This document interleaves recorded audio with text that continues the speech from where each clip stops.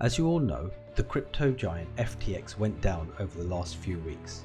FTX Global collapsed first, and then came FTX US. A huge fraud led by their CEO Sam Bankman-Fried, and customers are fueled with anger as they have lost millions of dollars due to the liquidation of FTX. The company, which has once claimed to be the best crypto exchange in the world, has been slammed to ruins. This demise has raised questions on investors and financial gurus who did extreme advertisements and sponsorships for the flawed organisation. However, the guy who has been under the sword the most has to be Shark Tank's most trusted investor, Kevin O'Leary. Known as Mr. Wonderful, O'Leary was trusted all over the financial world, a no-nonsense person who would deliver the best advice and only invest in the best businesses you could find.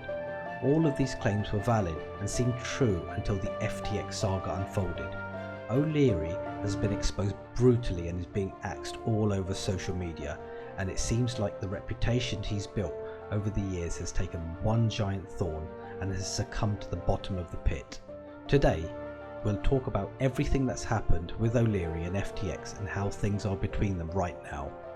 Before we start the video, however, make sure to hit the subscribe button and hit the notifications bell so that you know exactly when new content is released. Also, let us know your questions and thoughts below or the video topics you want us to cover, as we always take your comments into consideration and love hearing from you all. Now, without further ado, let's head straight into the video. Kevin O'Leary was, without a doubt, the highest paid influencer by FTX. Until now, he was paid $15 million from FTX, and that's enough reason for him to get all the slander. Even when FTX failed, he never came up on social media to slam FTX or its owner. In contrast, he maintained great relations with SBF and always talked well about the platform. What's even more disturbing, and has probably dented his reputation more, has been how he's acted after the debacle. As many influencers and YouTube finance gurus who benefited heavily from FTX quickly got the apology ready and admitted their mistakes, O'Leary has still pretty much sided with FTX. He has been a part of many shows, has done numerous tweets regarding the incident, and even went to a Senate hearing and gave his testimony. Not once has he admitted that SBF was wrong or FTX committed such a huge fraud. I don't know what's wrong with Mr. Wonderful here, but it seems he just doesn't care. Whether he is being a great friend with Sam Bankman-Fried and he's refused to leave him in his darkest times, or he's just being a complete idiot. There's surely nothing in between. There were a million things he could have done, starting from an apology.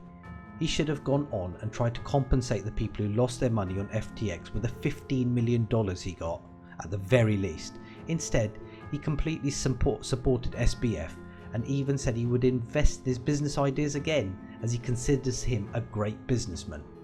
Apart from making $15 million as a spokesperson for the firm, O'Leary was also a shareholder of FTX and had invested his money in it.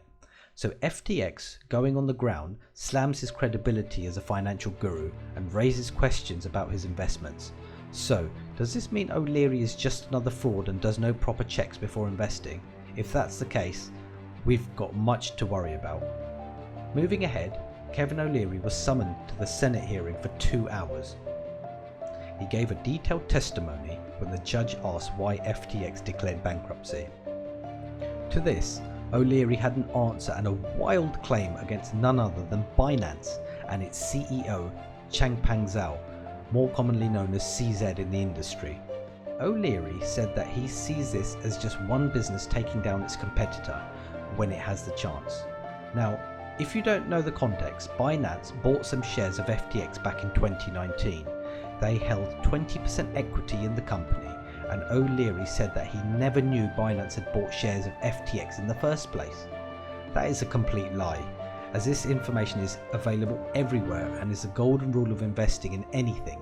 Why would O'Leary invest so heavily in a company whose major chunk was held by its direct competitor?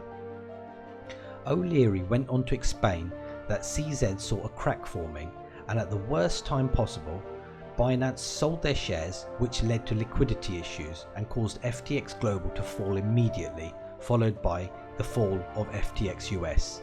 This remark raises many concerns about O'Leary's due diligence, and is it this weak?